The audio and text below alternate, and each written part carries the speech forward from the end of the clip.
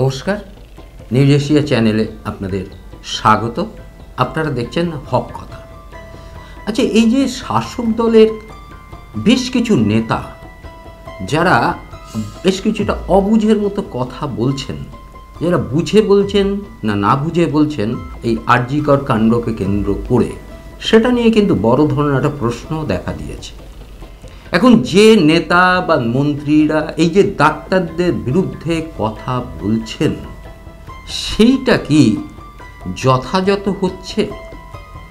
তারা কি জানেন যে এই আন্দোলনকে কেন্দ্র করে যারা রাস্তায় নামছেন তাদের একটা বড় অংশ, লাখো লাখো মানুষ রয়েছেন যারা এই ভোট দিয়ে এই সরকারকে নিয়ে এসেছিলেন। যারা এই রাস্তায় বেরোচ্ছেন তাদের মধ্যে বহু মানুষ রয়েছে, লাখো লাখো মানুষ রয়েছে যারা কেউ তৃণমূলকে ভোট দিয়েছেন, কেউ বিজেপিকে, কেউ বামফ্রন্টকে, কেউ বা আবার কংগ্রেসকে ভোট দিয়েছে। সেই সব সমর্থকরাই তো রাস্তায় নামছে। তার কারণ এখানে হচ্ছে দলমত নির্বিশেষে প্রতিটা মানুষ এই ডাক্তারবাবুদের এই আন্দোলনকে সাপোর্ট করছেন। কেন সাপোর্ট করছেন? তাদের একটা বড় অংশ রয়েছে যারা কিন্তু পরিবর্তন করার জন্য সাপোর্ট করছেন না, তারা করছেন বিচার চাওয়ার জন্য। বিচারটা কে দেবে?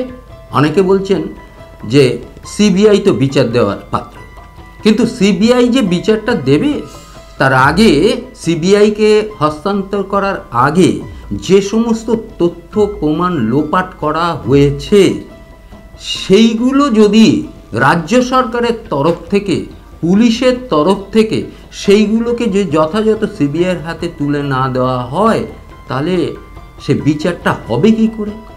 প্রকৃতপক্ষে কি সঠিক বিচার হবে? দ্বিতীয় হচ্ছে, যেটা মানুষের মধ্যে অসন্তোষ কোথায় না, যেটা সিবিআই জানাচ্ছে, সিসি ক্যামেরা যেটা আছে তার ফুটেজ 27 মিনিটে মাত্র ফুটেজ তাদের কাছে দেওয়া হয়েছে, অথচ আদালতে রাজ্য সরকারের যে আইনজীবী তিনি জানিয়েছেন না, সমস্তটাই দেওয়া হয়েছে।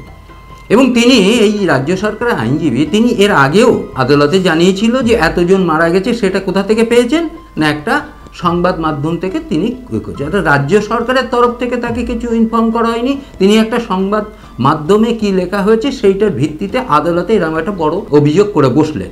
এবং গতদিন যে আদালতে যে শুনানিটা হলো, সেখানে কি দেখা গেল? সেখানে পরিষ্কার করে বলা হলো রাজ্য সরকারের তরফ থেকে গতদিন যেগুলো বলা হয়েছিল সেগুলো সম্পূর্ণ মিথ্যা। তা এই ধরনের মিথ্যাচারিতা আদালতে দিয়ে মানুষকে বোকা বানানোর যে একটা পথ চলছে, এইদিকে রাজ্য সরকারের তরফ থেকে, প্রশাসনের তরফ থেকে বলছে যে নির্যাতিতার, তিলোত্তমার যাতে সুবিচার হয় সেটা তারা দেখবেন। অথচ তাদের সেই বিচার চাওয়ার ক্ষেত্রে সুপ্রিম কোর্টে যখন শুনানি চলছে, তখন রাজ্য সরকারের তরফ থেকে বারবার তাদের আইনজীবী বাধা দান করছে যাতে বিচারটা সঠিকভাবে না হয়, এরকম অভিযোগ তো উঠছে। ফলে স্বাভাবিকভাবে এই যে রাজ্যের যে দ্বিচারিতা, এটা তো পরিষ্কার মানুষের চোখের সামনে পড়ে যাচ্ছে। অতএব সেখানে দাঁড়িয়ে যে একটা জিনিস কিন্তু পরিষ্কার বুঝতে হবে, এই যে আন্দোলনটা চলছে সেখানে যারা আগমার্কা একেবারে রাজনৈতিক নেতা, তারা কিন্তু এই আন্দোলনের ধারে কাছে পৌঁছতে পারছেন না। এখানে অনেক রাজনৈতিক নেতার রাগ হতে পারে, অনেক দলের রাগ হতে পারে, অনেক দল এমন মনে করতে পারে যে আমরা তো মুখ্যমন্ত্রীর পদত্যাগ চাইছি, ডাক্তারবাবুরা কেন চাইছেন? আরে ডাক্তারবাবুরা তো রাজনীতি করেন না, আপনারা তো রাজনীতি করেন, আপনারা যেটা চাইবেন ডাক্তারবাবুরা সেটা চাইবেন তা না। ডাক্তারবাবুরা মুখ্যমন্ত্রী পদত্যাগের মধ্যে দিয়ে সমস্যার সমাধান দেখছেন না, তারা দেখছেন যে সাধারণ মানুষের সুরক্ষা, সাধারণ মানুষের সুচিকিৎসা যাতে ঠিকঠাক হয় সেই বিষয়টা কিন্তু তারা দেখছেন। এই যে সুচিকিৎসা এবং সেইটা কিভাবে আসবে, আপনারা কি জানেন যে ব্লক লেভেলের যে সমস্ত স্বাস্থ্য কেন্দ্রগুলো আছে সেগুলোতে এখনো পরিকাঠামো একেবারে নেই বললেই চলে। এই ব্লক লেভেলের থেকে শুরু করে যেগুলো মাল্টি স্পেশালিটি যে হসপিটালগুলো রয়েছে সেগুলোতে সুরক্ষা ঠিকমতো নেই, সেখানে ডাক্তারবাবুরা সুরক্ষিত নয়, যে কোনো সময় তাদের ওপর আক্রমণ হচ্ছে। এই ভগবানপুরে কয়েকদিন আগেই হয়েছে ডাক্তারবাবুর ওপর আক্রমণ। এইরকম গ্রামে যে সমস্ত গ্রামীণ হসপিটালগুলো রয়েছে সেখানে ডাক্তারবাবুকে কীভাবে সুরক্ষিত করা যায় সেই বিষয়টা একেবারেই রাজ্য সরকার এখনও পর্যন্ত করতে পারেনি, এবং তার জন্যে বারবার আদালতের কাছে ভৎসনার শিকার হলেও রাজ্য সরকারের এখনও টনক কিন্তু নড়েনি। ফলে যে কথাটায় আমি আসার চেষ্টা করছি সেটা হচ্ছে এই যে রাস্তায় যে লাখো লাখো মানুষ যারা বেরোচ্ছেন, তারা কেউ তৃণমূলের সমর্থক, কেউ বিজেপির সমর্থক, কেউ কংগ্রেস, কেউ বামফ্রন্টের সমর্থক, বামপন্থী করেন, এরকম বহু মানুষ আছে। তারা পাশাপাশি হেঁটে চলেছে, একই স্লোগান তাদের রয়েছে, কেউ কাউকে চেনেন না, কিন্তু তারা এই আন্দোলনকে সাপোর্ট করে তারা চলেছেন। আর অন্যদিকে আমরা সোশ্যাল মিডিয়া থেকে শুরু করে বিভিন্ন প্ল্যাটফর্মে যে সমস্ত মন্ত্রীরা সমাজ বিরোধীদের মতন কথা বলছে, যে সমস্ত এমএলএরা সমাজ বিরোধীর মতন কথা বলছে এই আন্দোলনকে কেন্দ্র করে, তারা এটা বুঝতেই পারছেন না। তারা যত এই ধরনের কথা বলছেন ডাক্তারদের বিরুদ্ধে, তত তাদের যে সমর্থকরা তারা কিন্তু ক্ষত বিক্ষত হচ্ছেন, তারা কিন্তু ভালোভাবে এই বিষয়টা নিচ্ছেন না। অতএব এখানে নেতা নেই, এখানে নেতৃত্ব দেওয়ার কোনো প্রয়োজন নেই। যারা মনে করছেন নেতৃত্ব দেওয়ার জন্য কিন্তু তারা এই আন্দোলনে আসেনি। তারা একটা সুষ্ঠু সমাজ ব্যবস্থা গঠনের জন্য, একটা সুষ্ঠু চিকিৎসা ব্যবস্থা গঠনের জন্য, সাধারণ মানুষ যেন সকলে সঠিকভাবে চিকিৎসাটা পায়, তার জন্যে সে যে পরিকাঠামোর দরকার তার দিকে কিন্তু তাদের লক্ষ্য। কি দরকার বলুন তো দেখি? এই ক্লাবগুলোকে লক্ষ লক্ষ টাকা তাদের দেওয়া, কোটি কোটি, শয়ে শয়ে কোটি টাকা তাদেরকে দেওয়া, সেই টাকাটা নিয়ে তো এই গ্রামীণ হাসপাতালগুলোকে পরিকাঠামো সুন্দর করা যায়।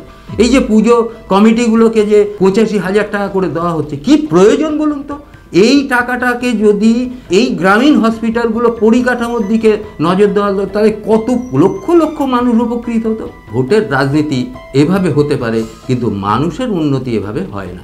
অতএব এখানে যে কথাটা বিশেষভাবে মনে রাখার মতো, এই ধরনের একটা সাধারণ মানুষের, নাগরিক সমাজের এই আন্দোলন ইতিপূর্বে সারা ভারতবর্ষ, সারা বিশ্বে এভাবে ছড়িয়েছে বলে আমাদের অন্তত জানা নেই। কেউ জানেন কি না জানি না।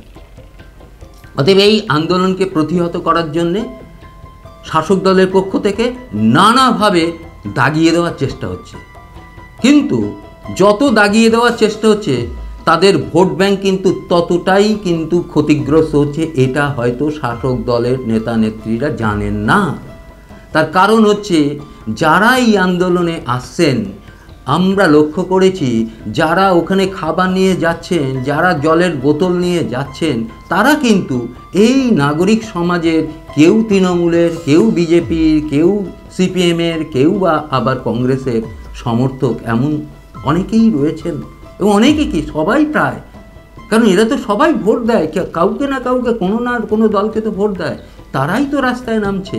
এই জায়গাটা কিন্তু শাসক দল থেকে শুরু করে নেতাদের, অনেক রাজনৈতিক নেতারা কেউ বুঝতেই পারছেন না। রাজনৈতিক নেতাদের একটা অংশ তারা মনে করছেন যে তারা মুখ্যমন্ত্রী পদত্যাগের যে দাবি তুলেছেন, সেই পদত্যাগের দাবি কেন এরা তুলছেন না? আরে এরা তো কেউ রাজনীতি করতে যায়নি, আপনারা তো রাজনীতি করতে গেছেন। এই আন্দোলনকে ছিনিয়ে নেওয়ার জন্যে কতগুলো রাজনৈতিক দল নানাভাবে চেষ্টা করেছে, কিন্তু সেই জায়গায় দাঁড়িয়ে এই যে ডাক্তার এবং সাধারণ মানুষ এবং নাগরিক সমাজ, তারা যেভাবে এই আন্দোলনকে এখনো পর্যন্ত রাজনীতি আবহাওয়া থেকে মুক্ত করে রাখতে পেরেছেন, এটা কিন্তু বড় বিষয়। দ্বিতীয় হচ্ছে ডাক্তারদের মূল লক্ষ্য কিন্তু কয়েকটা বিষয়ের। এক হচ্ছে তিলোত্তমার যে দোষী, তাদের শাস্তি দিতে হবে। সেই শাস্তি দেওয়ার ক্ষেত্রে রাজ্য সরকারের একটা বড় ভূমিকা রয়েছে। সেই ভূমিকাটা যদি রাজ্য সরকার, রাজ্য প্রশাসন সঠিকভাবে ব্যবহার করে বা সঠিকভাবে সহযোগিতা করে, তাহলে কিন্তু সেটা সম্ভব। তার কারণ হচ্ছে যে সমস্ত তথ্য প্রমাণ লোপাট হয়ে গেছে, এগুলো অভিযোগ উঠছে, সেগুলোকে সাপোর্ট দেওয়ার জন্যে রাজ্য প্রশাসন এবং রাজ্য সরকারের ভূমিকা এখানে যথাযথ। দ্বিতীয় হচ্ছে যে এখনও যে সমস্ত থ্রেট কালচার চলছে এবং যে কারাপশান, হসপিটালের মধ্যে যে কারাপশনটা রয়েছে, সেইগুলোকে নির্মূল করার ব্যাপারে এখনও পর্যন্ত রাজ্য সরকারের তরফ থেকে কোনো পদক্ষেপ নেওয়া হয়নি। এটা দ্ব্যর্থহীন ভাষায় বলা যেতে পারে। তার কারণ হচ্ছে এখনও রাজ্য সরকার এখনও সেখানে যে পরিবর্তন ঘটানোর দরকার সেটা করেনি, এবং তার জন্যে কিন্তু ভর্ৎসনার শিকার হয়েছেন স্বয়ং সুপ্রিম কোর্টে গিয়ে, এবং সুপ্রিম কোর্টের প্রধান বিচারপতি বারবার ভর্ৎসনা করেছেন এই রাজ্য সরকারকে তাদের বিভিন্ন রকম কাজকর্মের বিষয় নিয়ে, কিন্তু তারপরেও রাজ্য সরকারের টনক কিন্তু নড়েনি, তারা কিন্তু সেই জায়গাটা অবস্থান করতে, অর্থাৎ রাজ্য সরকারকে পরিষ্কার করতে হবে, রাজ্য প্রশাসনকে পরিষ্কার করতে হবে, তারা কি নির্যাতিতার পক্ষে না ধর্ষকের পক্ষে। এখনো পর্যন্ত যেটা দেখা যাচ্ছে যে ভূমিকা তারা পালন করছে, কোর্টে গিয়ে যে ভূমিকাটা পালন করছে, তারা চেষ্টা করছে বোঝানোর যে দেখুন প্রশাসন সব ঠিকঠাক করছে। যদি প্রশাসন সব ঠিকঠাক করে তাহলে ওখানে ভাঙচুর করা হলো কেন? প্রশাসন যদি ঠিকঠাক করে তার সঙ্গে সঙ্গে ওই অকুস্থলে গিয়ে এতগুলো লোক কী করে হলো? প্রশাসন যদি ঠিকঠাক করে তাহলে 27 মিনিটে ফুটেজ শুধুমাত্র পৌঁছলো, বাকিগুলো কোথায় গেল ইত্যাদি বিভিন্ন প্রশ্ন আসতে পারে, অভিযোগ আসতে পারে। এবং পাশাপাশি যেটা করার দরকার, যে পাশাপাশি যারা শাসক দলের নেতা নেত্রীরা আছে তারা কিন্তু যে ভাষায় কথা বলছেন এটা কিন্তু সমাজ বিরোধীদের ভাষা। ডাক্তারবাবুদের সঙ্গে এই ভাষায় কথা বলা যায় কি না সেটা একবার ভেবে দেখার দরকার আছে। এবং পাশাপাশি আরেকটা জিনিসও কিন্তু লক্ষ্য করবেন যে আপনারা যারা এই শাসক দলের নেতা মন্ত্রী কর্মী যারা বিভিন্নভাবে ডাক্তারবাবুকে আঘাত করার চেষ্টা করছেন, এই আঘাতটা কিন্তু গিয়ে লাগছে আপনাদের সমর্থক, আপনাদের যারা সমর্থন করে তাদের গায়ে। তারা কিন্তু এতে ক্ষতবিক্ষত হচ্ছে, তারা কিন্তু এই বিষয়টাকে ভালো চোখে মোটেও দেখছেন না। এখানে কে কতটা বুঝতে পারছেন জানি না, তবে এই ডাক্তারবাবুদের এই আন্দোলন এখনো পর্যন্ত টিকে আছে শুধু এই রাজনৈতিক নেতাদের এর মধ্যে ঢুকতে দেওয়া হয়নি তাই, এবং যারা এইটাকে দাগিয়ে দেওয়ার চেষ্টা করছেন তারা রাজনৈতিক স্বার্থেই সেটা করার চেষ্টা করছেন, কিন্তু সেটা কতটা যথাযথ সেটা আগামী দিনই বোঝা যাবে। তবে রাজনৈতিক ক্ষেত্রে যাই হোক না কেন, ডাক্তাররা তাদের যে পথ এবং সেটা সমাজকে যে পথ দেখিয়েছে, এবং সাধারণ মানুষ যেটা এতদিন ধরে আমরা সাধারণ মানুষ মধ্যবিত্ত সমাজকে আমরা মেরুদণ্ডহীন বলে জানতাম, তারা কিন্তু আজকে মেরুদণ্ডটা ফিরে পেয়েছে, এবং তারা চিৎকার করে তারা বলতে পাচ্ছেন উই ওয়ান্ট জাস্টিস। তারা বলতে পাচ্ছেন যে দোষীদের সাজা হোক, এইটা কিন্তু ভয় ডরহীনভাবে তারা কিন্তু এই কথাটা বলতে পারছেন। এটাই হচ্ছে বড় পরিবর্তন, এটাই হচ্ছে মানুষের মধ্যে একটা জাগরণ, একটা নবজাগরণ তৈরি হয়েছে। এই নবজাগরণ কোথায় গিয়ে ঠেকবে এটা বোঝা মুশকিল। তবে এই জাগরণ কিন্তু এর আগে বাঙালির যে সত্তা, বাঙালির যে কৃষ্টি, বাঙালির যে সংস্কৃতি তার মধ্যে যেটা ছিল, সুপ্ত আকারে ছিল, সেইটা আজকে বহিঃপ্রকাশ করছে। দীর্ঘদিনের শাসকের বিভিন্ন রকম যে অভিযোগ উঠেছিল শাসকের বিরুদ্ধে, তার পুঞ্জীভূত ক্ষোভ, তার বহিঃপ্রকাশ কিন্তু এইটা লক্ষ্য করছে। এটা শাসককে বুঝতে হবে, এবং যার ফলে শাসক এখনও সময় আছে তাদের পরিবর্তন হওয়ার, এখনও সময় আছে এই সাধারণ মানুষকে কিভাবে সন্তুষ্ট করা যায়, তারা কিসে সন্তুষ্ট হয়, তাদের যে কথাগুলো শাসককে বোঝার দরকার, বুঝে সেইভাবে পদক্ষেপ নেওয়া। শুধু ডাক্তারদের বিরুদ্ধে যখনই কোনো কথা বলতে যাবেন সেই কথাটা কিন্তু লাগবে আপনার সমর্থকদের গায়ে, সেই কথাটা কিন্তু মনে রাখবেন। সবাই ভালো থাকবেন, আমাদের চ্যানেলটাকে সাবস্ক্রাইব করবেন। নমস্কার। নিউজ এশিয়া, গণতন্ত্রের কণ্ঠস্বর।